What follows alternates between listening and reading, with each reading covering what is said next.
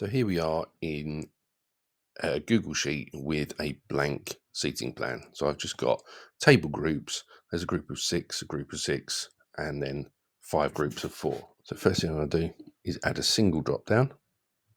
So I'm going to insert a drop down. It's going to apply it to A1. I don't want to do it from typing them in. I'm going to do drop down from a range. And I'm going to select the data range, which in this case is going to be here.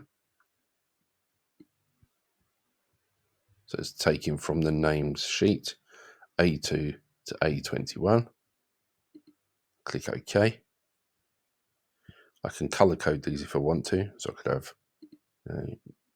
certain students in one color, maybe depending on their target grade and so on.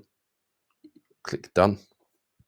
If I go back to Class X now, you can see there's a drop down in there. And all I've got to do now is basically copy that and apply it to all of the others.